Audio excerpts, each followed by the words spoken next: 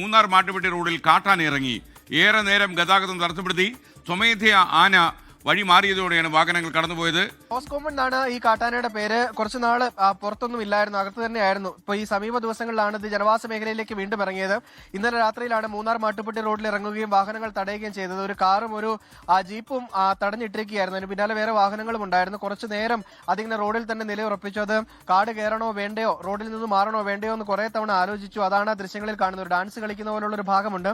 അത് വനത്തിലേക്ക് കയറി പോകണോ, റോഡിൽ നിന്ന് മാറണോ എന്നുള്ളത് ആലോചനയിൽ നിൽക്കുന്നതാണ് കാട്ടാന എന്നുള്ളതാണ് ഏറ്റവും പ്രധാനപ്പെട്ട കാര്യം. പിന്നീട് ആന തന്നെ തീരുമാനിച്ചു, കയറി പോയേക്കാമെന്ന് തീരുമാനിച്ചു. അങ്ങനെ ആ റോഡിൽ നിന്ന് കയറി പോയതിനു ശേഷമാണ് ആ വാഹനങ്ങളെല്ലാം അങ്ങോട്ടും ഇങ്ങോട്ടേക്കും കടന്നു പോകാൻ തുടങ്ങിയത് എന്നുള്ളതാണ് അറിയാനും കഴിയുന്നത്. എന്തായാലും ആന ഇപ്പോഴും ജനവാസ മേഖലയ്ക്കടുത്ത്, ജനവാസ മേഖല എന്ന് പൂർണ്ണമായിട്ടും പറയാൻ കഴിയില്ലെങ്കിൽ കൂടിയും വാഹനങ്ങൾ കടന്നു പോകുന്ന പ്രധാനപ്പെട്ട റോഡിനോട് ചേർന്ന് തന്നെ ഉണ്ട് എന്നുള്ളതാണ് ഈ ഘട്ടത്തിലും മനസ്സിലാക്കാൻ കഴിയുന്ന. RRTയുടെ കൃത്യമായ നിരീക്ഷണമുണ്ട്. എന്തെങ്കിലും തരത്തിൽ ആശങ്കപ്പെടേണ്ട സാഹചര്യമില്ല.